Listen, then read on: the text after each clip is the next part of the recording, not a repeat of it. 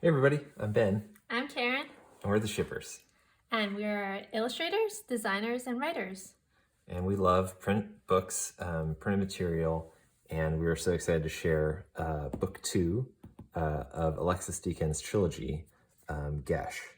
And this subtitle is A Game Without Rules. If you haven't seen the first video, go into our files on YouTube and check out this one. But first, what are you working on, Karen? Yeah, I do stationery and want to feature 2 cards today. One for the baby and one that's a thank you. And you can find these on www.karenshipper.com. Cool. And I'm working on Joe Death and the Graven Image, graphic novel featuring these 2 characters, kind of the Grim Reaper type skeleton guy, and he has a little blue moth that lives inside him. And it's a big adventure. Don't want to give away too much, but I'm really excited to share it with everyone. I do post a weekly newsletter, and you can sign up for that on my website, benjaminshipper.com. And here we are. Let's talk about this one.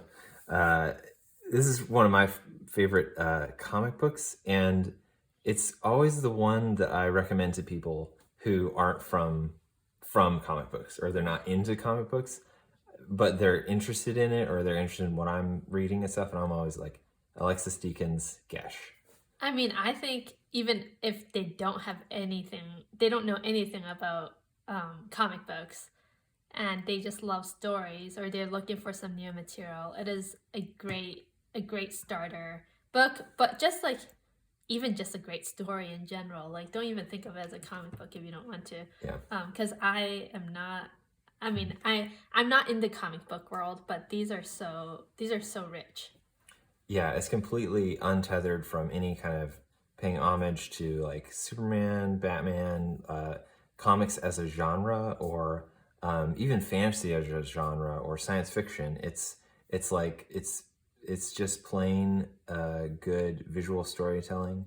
And Alexis is the artist and writer, and I think it's just a triumph of a good story, and as well as a book publication. So these are from Nobrow, and with the second book, they're staying in line. You know, this was envisioned as a trilogy, and these are looking really good. Just the second one.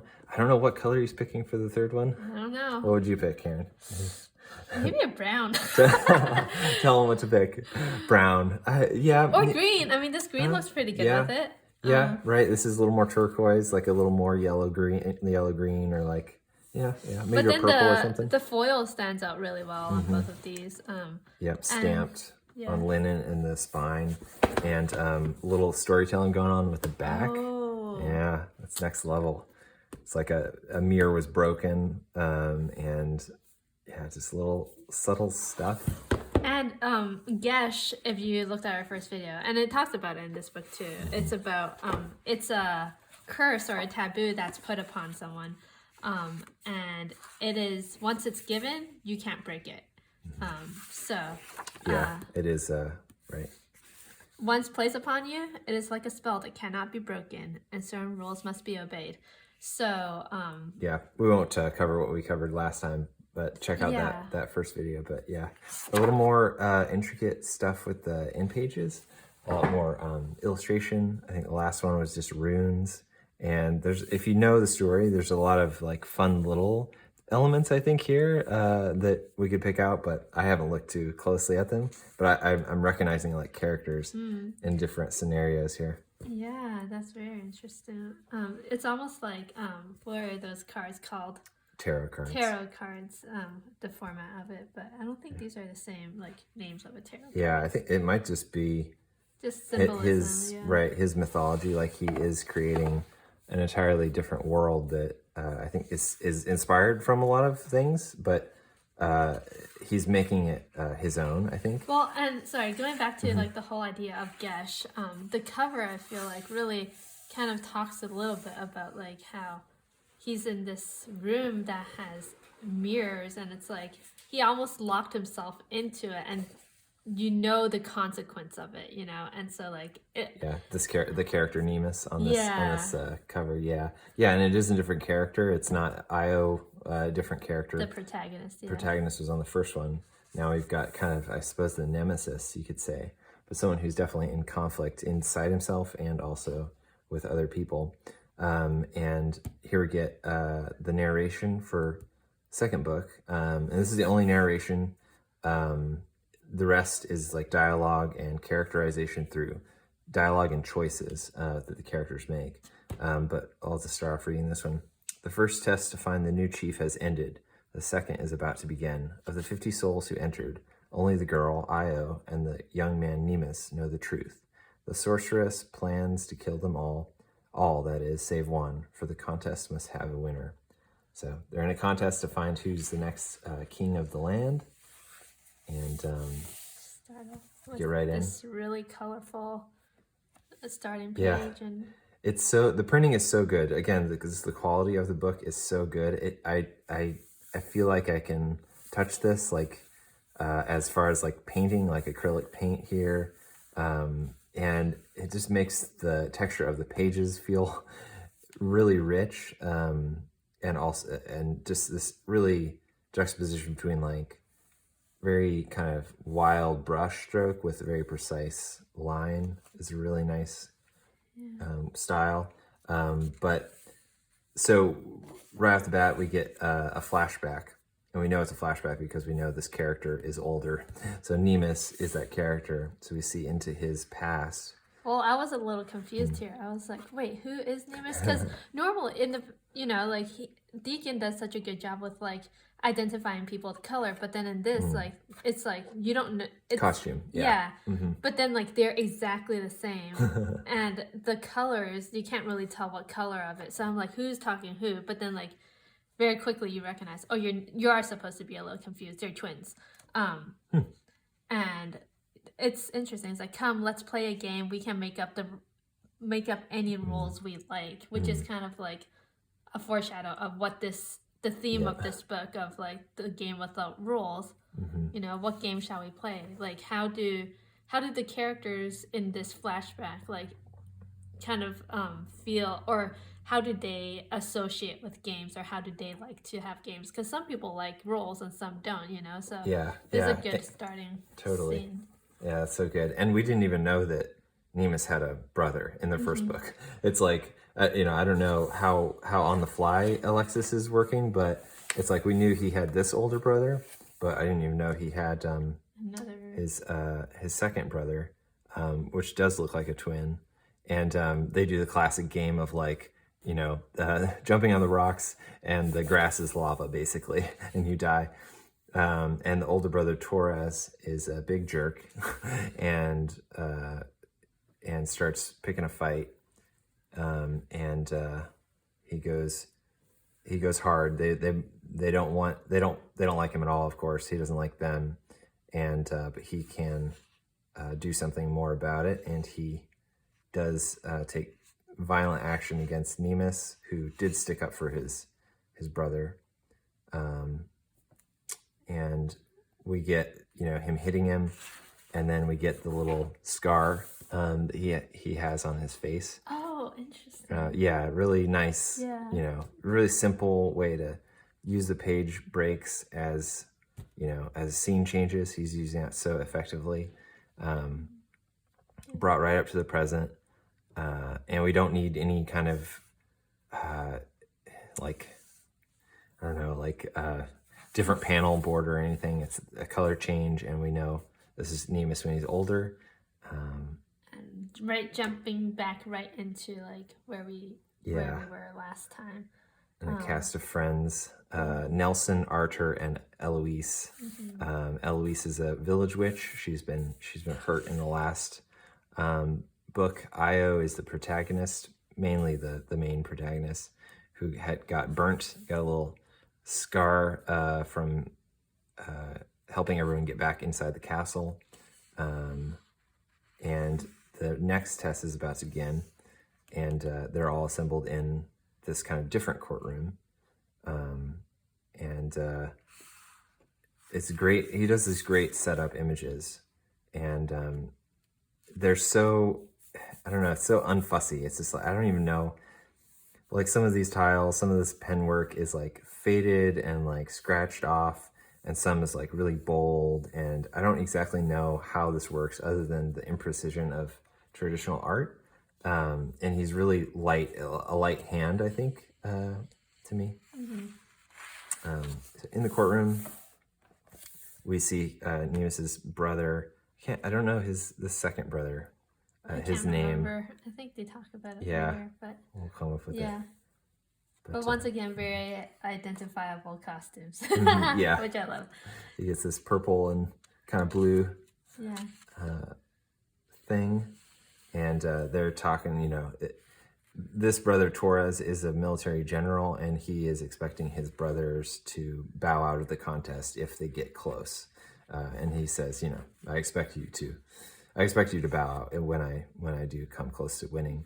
And this brother is like, no, I'd rather beg in exile than see you rule. And Torres is not into that at all, and he's very much the forceful. Caliphas. Yeah, Caliphas. That's his name. But it's interesting because you start off with like the book with the flashback of like a family dynamic, and here we jump right into like, oh, the brothers, and like I think the whole book is kind of set up a little bit that way with like that family relationship in mind. But of course, like the other cast of characters is still very important, and I think Deacon makes it characters where it's lovable, like you want to like be invested in them. They all have a distinct kind of like story, even if it's not super, like a super deep or dynamic one. They still matter a lot. Yeah, there's so much range here in this book. There's going to be a legal battle, and there's going to be someone shrinking into the size of like an insect. And so it's like this really like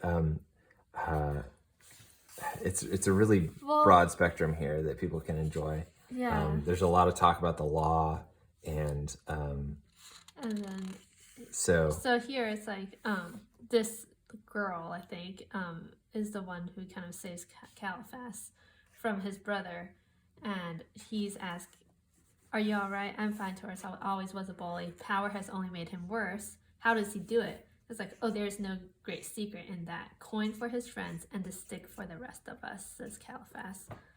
We can all play that game, I suppose.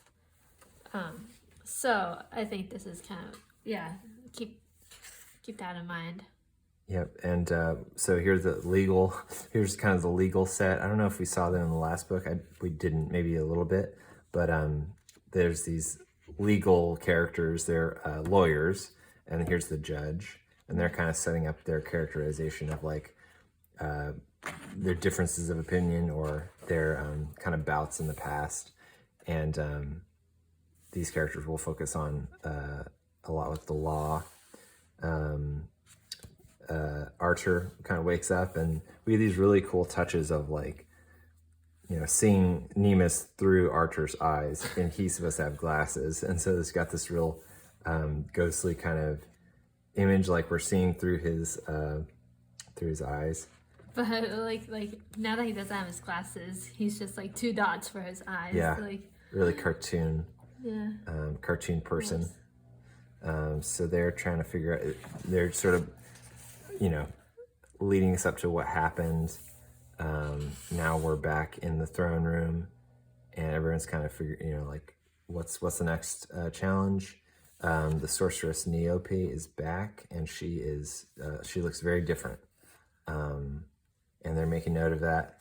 And I don't know what, I think my guess is that she sucked the lifeblood of like the people that didn't make the contest, didn't make it back before it ended last time, and so she gets a little younger. That's what I'm thinking. That's what you're thinking too. Classic sorcerer kind of magic, but that's not explicit. It's just like she's changed. She's younger, and she begins talking about the need to know friend and foe for this challenge, and so she divides them into two, and the whole castle. She draws this line, and it's split down in the bottom. black on one side, white on the other, and then it's nice because it's really cool what he does, where it's like he could have had the for visual simplification or visual communication, he does the black robed figures over here and the white robed figures over here, which, you know, it's like you would assume that everyone on the black side would turn black, but it makes visual sense that you would not want to have black figures Yeah. on the background of black. Clever move. Yeah. Yeah. And so the costumes are a little erased here, like the colors and stuff that we're used to in the first book with the characters are all kind of either bleached white or dyed black kind of thing. But even though it is changed to the whole black and white, like this color, I mean, the book still has a lot of color, which I think is really well done. He could have just done a whole black and white thing, I think. Yeah, right. It is a challenge. It's almost like, wow, that's interesting for a color book to do that choice, but it's really used well. And so everyone's experiencing it through different parts of the castle. Even if they weren't in the courtroom, they're seeing it here, and we get stuff like that, which is really nice, like just to bring everyone, you know, to the realization. And this is a lot of hard work. I mean, as someone who's writing a comic book, it's a lot of hard work to figure out how to communicate everyone experiencing similar things in different parts of an area. So there's a lot of like pieces to juggle, and making sure every character is kind of brought up to speed, or they all have their different storylines. It's really well done how he weaves them together. And Io is walking around, but she was stabbed in the last book by a poison knife from Nemus. It's definitely getting to her. Getting to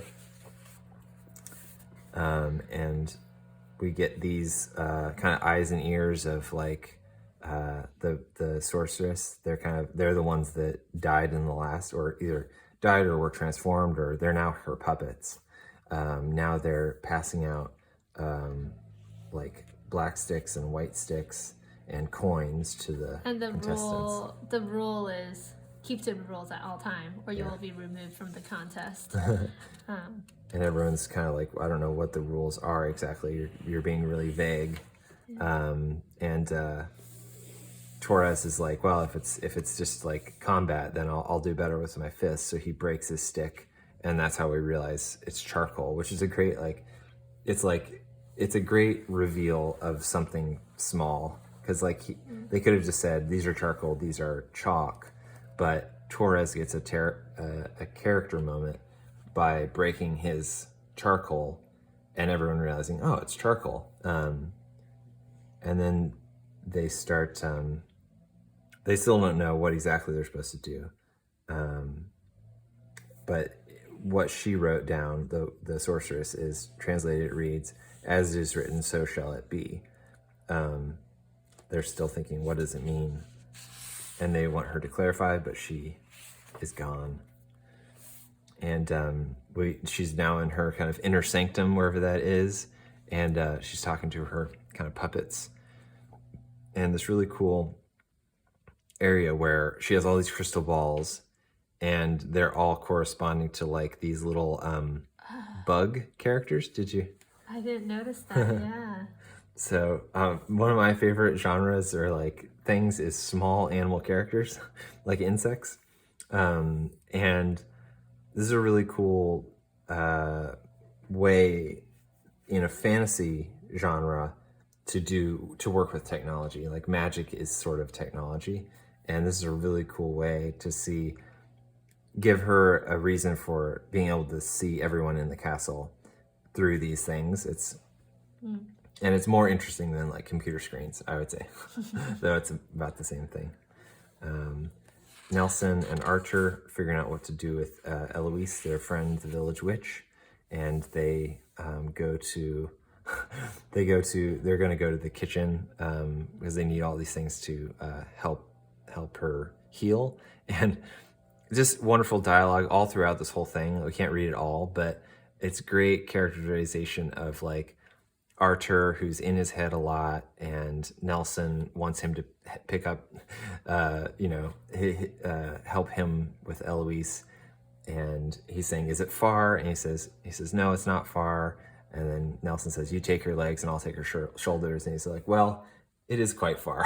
It's actually like a little far if we're carrying someone." But and then here we get a little like Eloise, like into almost like a spirit, like talking within her, she says, "I defy." Well, it's a little dream sequence. Yeah. She's really fun stuff with her in this comic, in this book. And I think through her you see a lot of foreshadowing. Like you see, this is my final decree, trust in the law, and then like there's a bird that says law. And that's the lawyer. Right. Yeah. Or sorry, that's the judge actually. Yeah. And her bird kind of mixed together.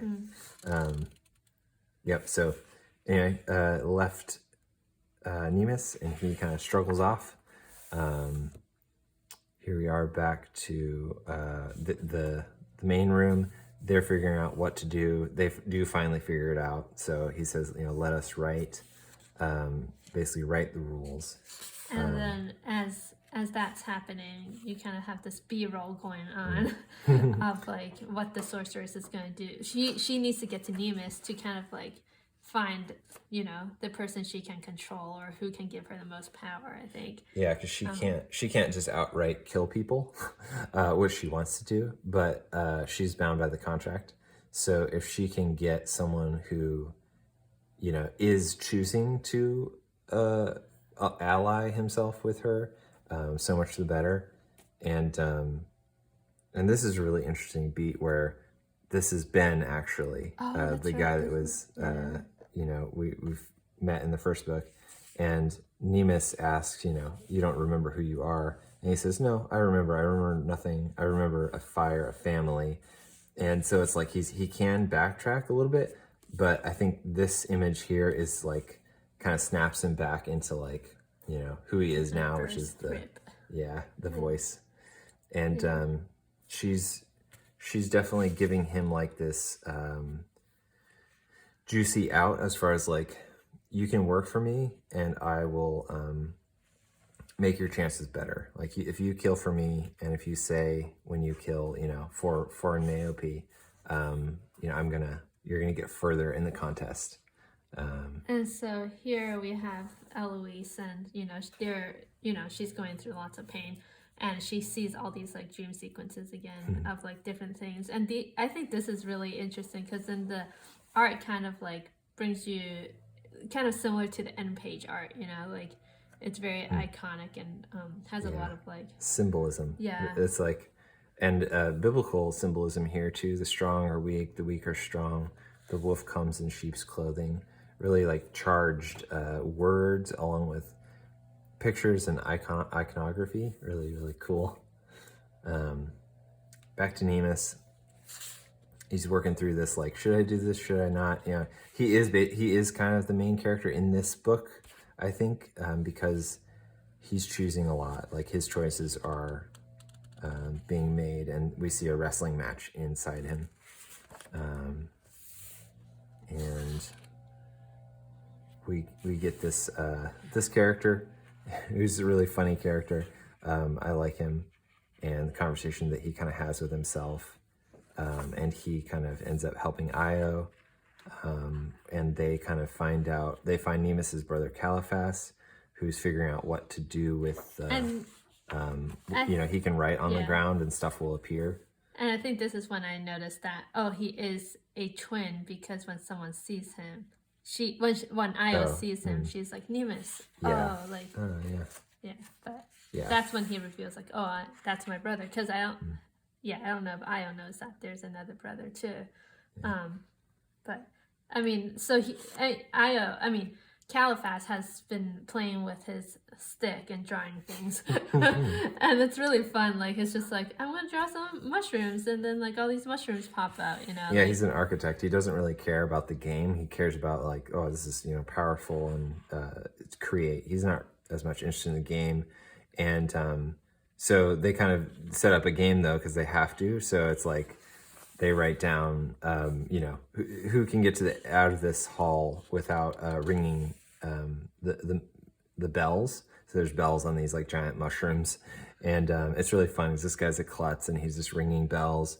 And Io says like, you know, the point is here not to win. So it's just really interesting, like for her, who is definitely the best character, I think, as far as like, let's say, moral decision here in this book. She wants everyone to win, essentially, or at least she doesn't want anyone to die, which It's is almost what like choosing not to play the game, and by playing, so she's how, playing. yeah, she's playing. How do you like not? How do you keep to the rules yet not break the rules? Yeah. Yeah. So she makes them ring the same amount of bells as this other guy. Yeah, which is really clever.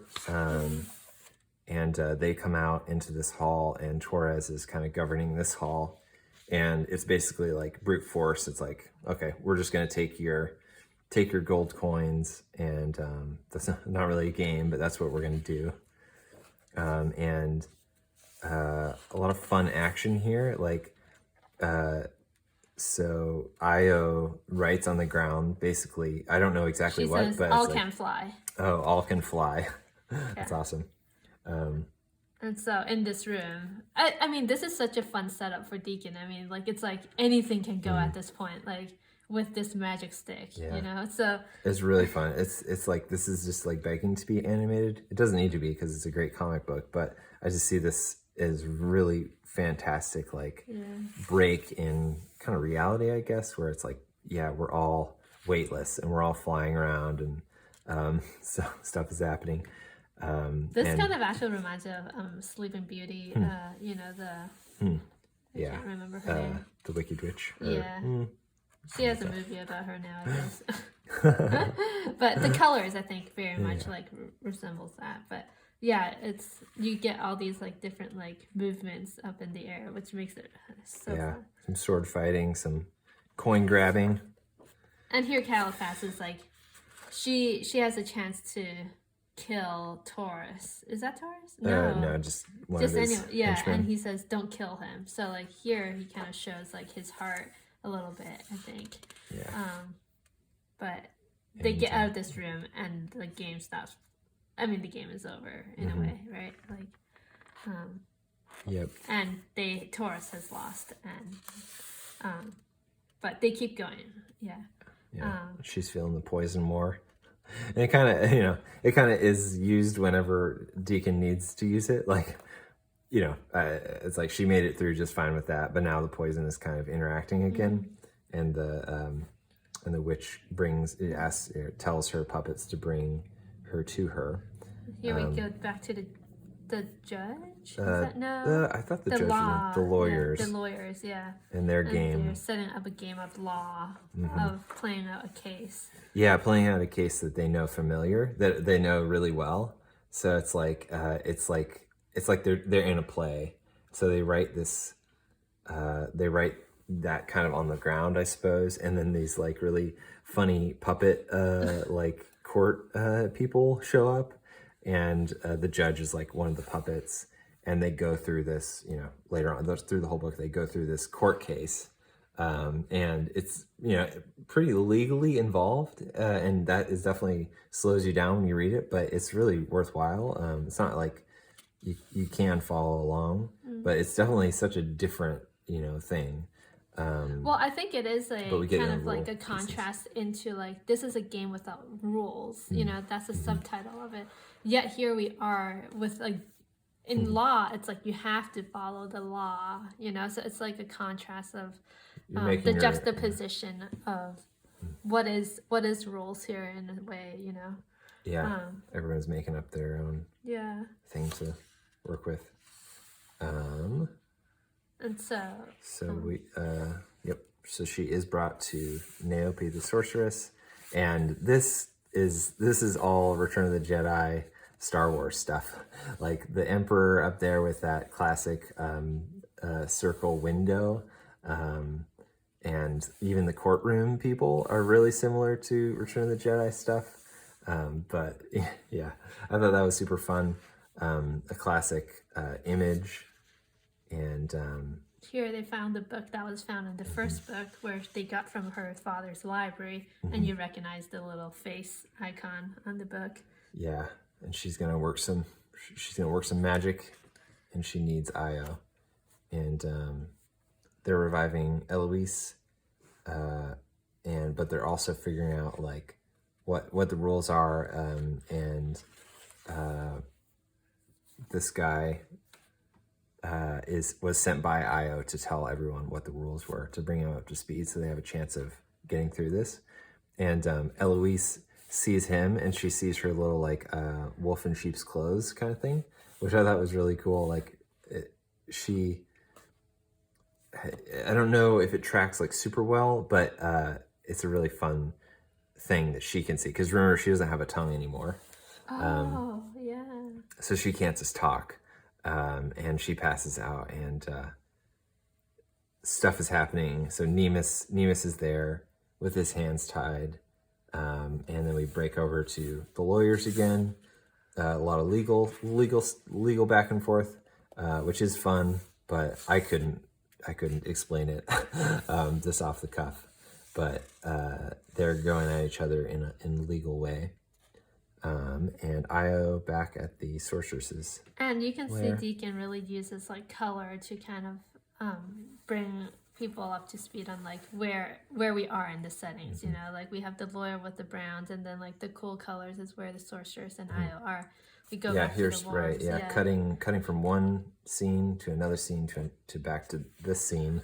That's a really pretty sophisticated way of like film cutting almost, and I don't know that I have figured out how to do that really well in my comics. I would like to, but this is a great example for that. So Nemus, so they're talking about the rules of the game. They don't necessarily get it or want to play at all, and Nemus doesn't either, and so he decides to.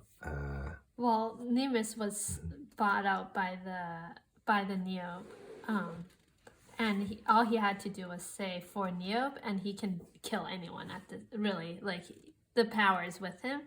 So here the guard says, I am the voice, and what will be done to the spy will be done to all soon. And he recognizes, okay, this is my chance to kill. Yeah, and she can see him through the glass ball. So we get that character moment of her. Yeah, it's such a great, it's so cool. And very similar to the icon that's on that book, you know? Yeah. So he breaks out of his bonds, witch and sorcerers look on, which again, very Return of the Jedi, you know, Luke Skywalker with the evil emperor, watching stuff go bad.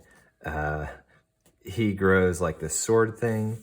Nelson is like, run, you know, get out of here to everyone, because he knows what's happening. While Archer doesn't have his glasses, and stuff gets real.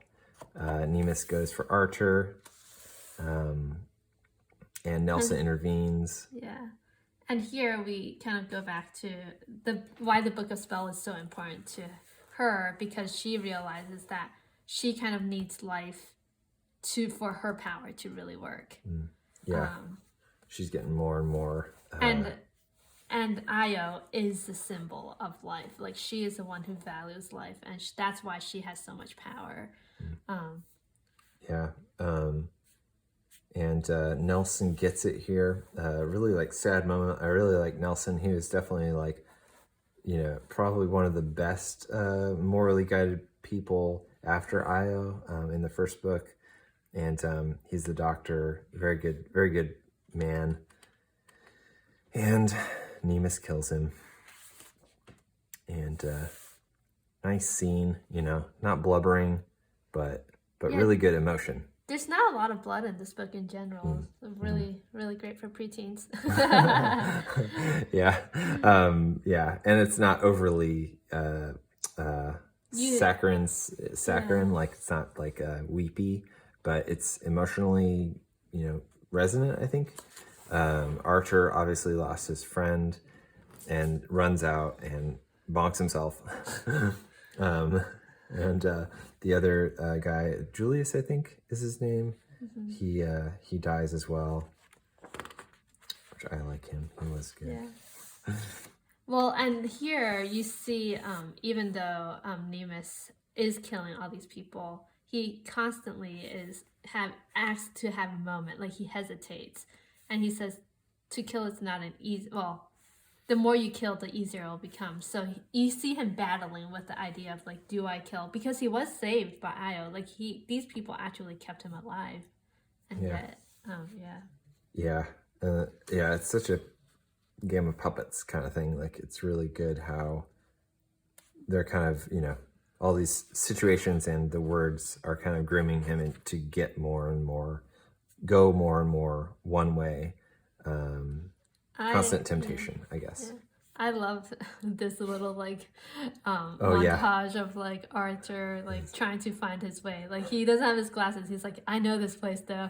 Yeah. He's just like going through Yeah. like Stone wall on the left, 3 ugly things down a slope, naked lady with a fishtail, fish with a stick, through the cherry wood door. Just like it's just like a real person in a world like this. Like it's a very modern kind of way of him talking, but it's in a very ancient kind of setting. So it's like this is how we would describe it too. Naked lady with a fishtail, fish with a stick. It kind of gives it like a little like comedy relief, like with all the things happening. But so much charm. Yeah, and it's so hard. I mean, we just saw one good guy just get stabbed, and now we can kind of laugh and really enjoy this character's journey and feel his kind of escape. He goes through a mailbox door, and now he makes it to his office, and he gains his spare glasses. Because everybody has spare glasses, Well, he would in his office, I suppose. He's like, where do I go? How do I escape this? And here the wizard was killed. Right? She got killed by Nemus. Yeah, her body was killed.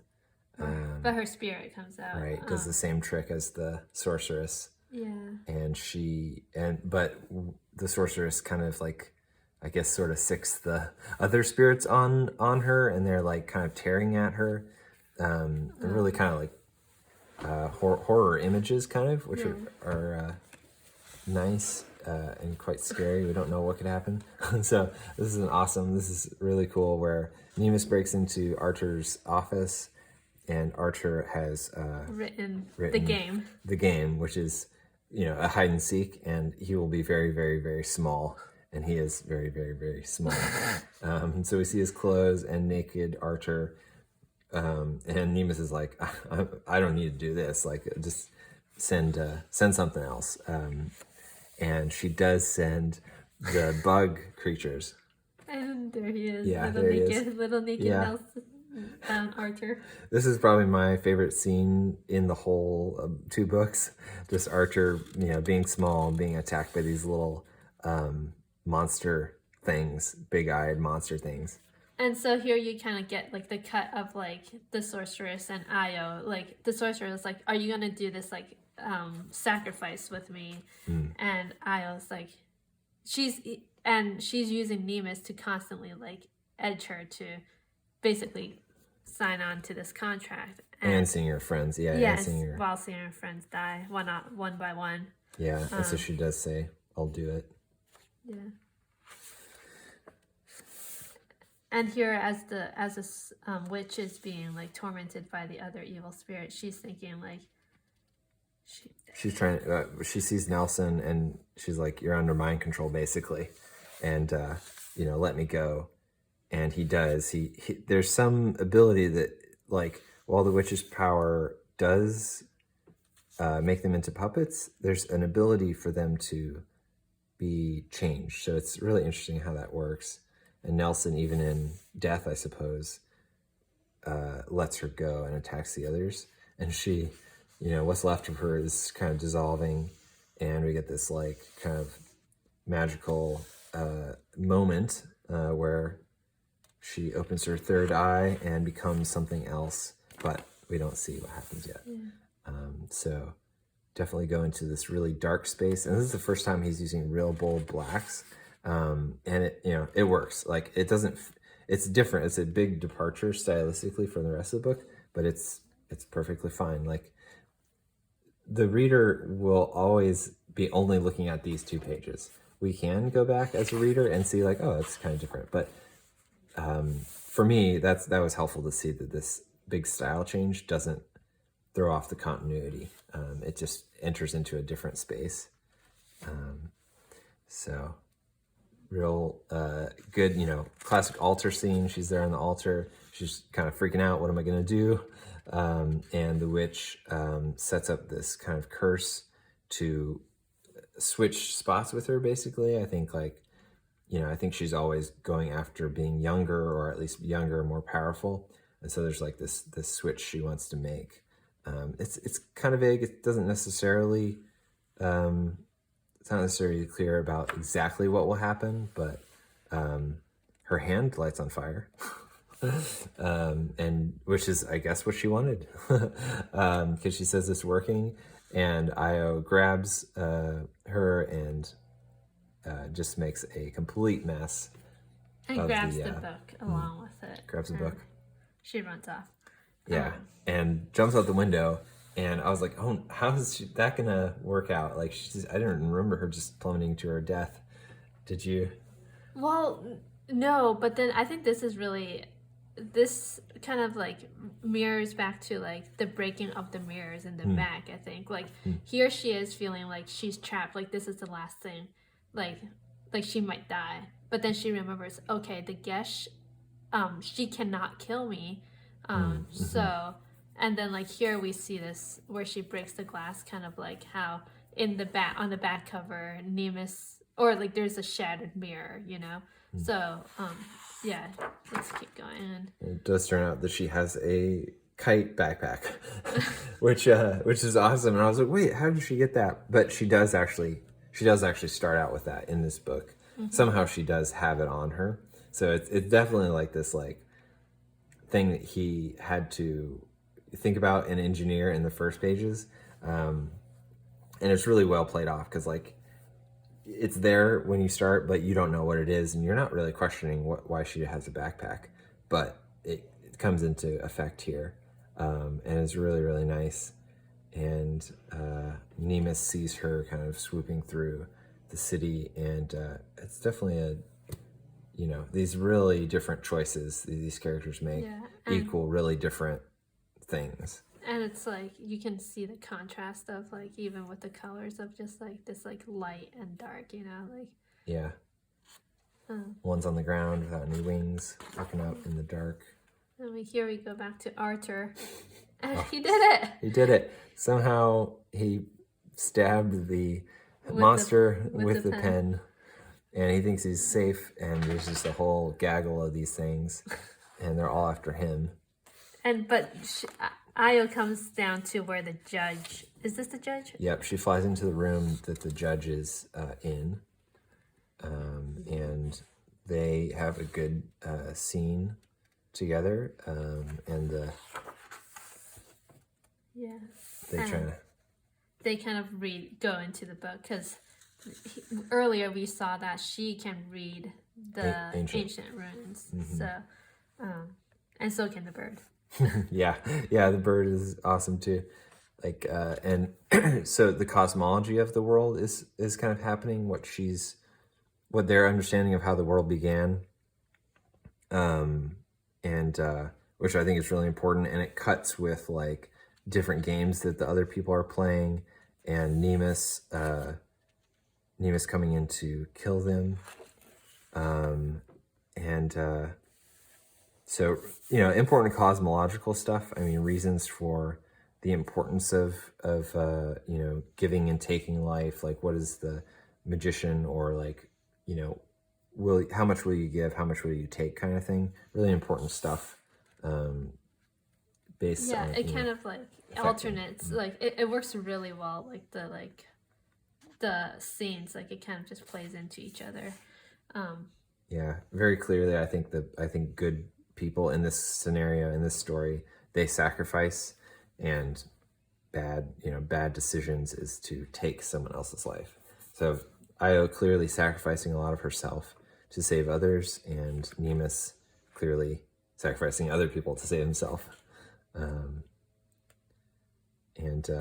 they reading stuff. The bird is a really fun character, and there's a lot of like good fun banter between them.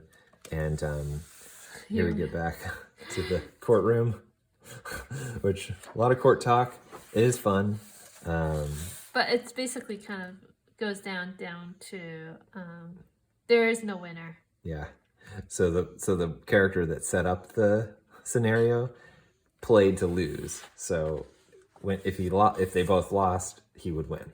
So it's like this, very clever scenario that he was played. But Nemus. Yeah, Nemus is just like killing people. And it did take him a little while. He's waiting out there. And I think it does take the toll on him. And back to Archer. The scene keeps going. It's good. And what's cuter than a little naked man? I can't think of anything right now. Thinking about, which is, it's kind of actually a really fun juxtaposition between him wanting to kind of get big, and then his thoughts for Anita, this girl. So it's like, could be read and as his a little, friends as well. Yeah. So, kind of the small impotent man, like the strong will be weak and the weak will be strong. Isn't that something that Anita had, or not, the Eloise had kind of like foreshadowed? Mm-hmm. So, yeah. Really fun stuff. And this is a super fun character moment and turn of the tide kind of thing, where he's surrounded, and this cat comes in, and this is Eloise. We see it by the eye on the cat's forehead, and it's like, why don't you try picking on something your own size? Classic. Could be cheese bally, but in the moment it's perfect. Yeah. And and she is after it. Yeah. And so we have the courtroom. One of the guys, he runs out and.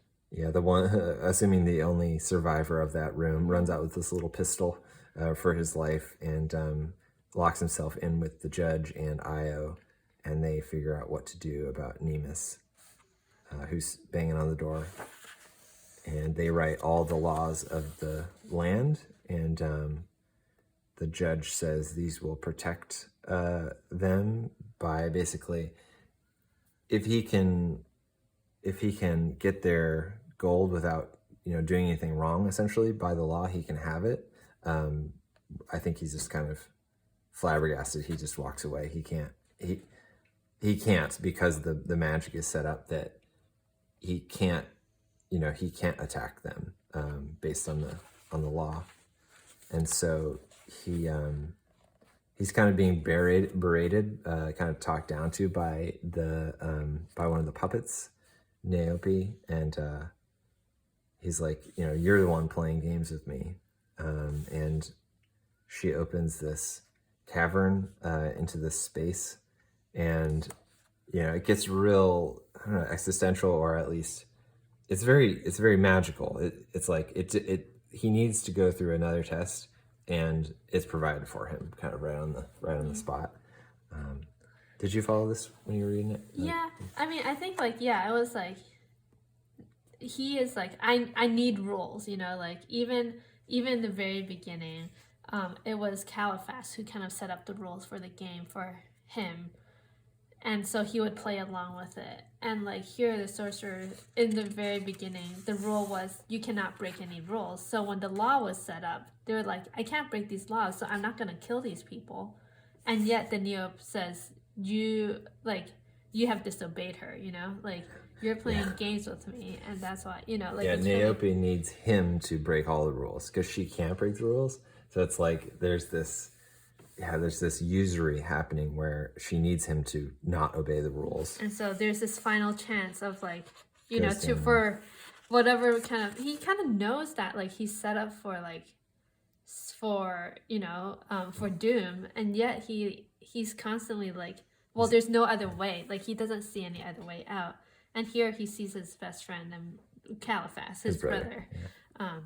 Yeah, This is the they final are test. really good friends. Yeah, It's and like, stuck up for each other in the first scene, and it begins to kind of mirror that first scene. And he knows he's kind of supposed to kill him, like, but he decides not to. You know, he runs away, crying, sobbing. As you can and see here there. we see the mirror. Yeah, and he's obviously, you know, just getting kind of ripped apart inside, and but he sees what he could become. Like, he doesn't want to become, you know, basically a dead puppet. So he does decide to turn around and do what needs to be done. This is the judge's backstory and what she sees the law as, like, and it goes way back to her childhood, seeing, you know, kind of a weak and strong scenario in a nest, and she decides to intervene and save the life of this little bird, and she sees the law as that, which I thought was really cool. And Alexis makes this book out. He dedicates this book to a friend who is a lawyer. So, and I know he's really concerned with ethics. I think on his blog he writes a lot about it, and so there's really important, I think, ethical stuff happening all throughout the book because of, I think, a good relationship with someone who's a lawyer, and the thoughts that he's thought, and he puts it into a story really beautifully.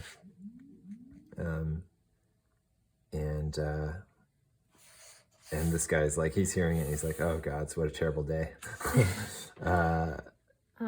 Yeah, there's some like really interesting themes that are just like constantly like talked about, and it's like, what if, like, how would you want to treat someone else? You know, like a lot of those kind of questions. And yeah, the law must be built upon a single question. It must ask, what if it was me?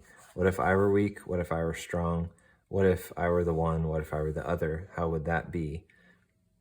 From this foundation, I could build in hope that one day all who lived would have their voice. That was justice, that was law. Still, some would lose and some would fail, but through the law, all would have their chance. And really, you know, just, it's a nuanced view of law as being, you know, important. it kind of reminds me of the golden rule in a way too, like of like, you know, like Doing to others as you would have them do. Yeah.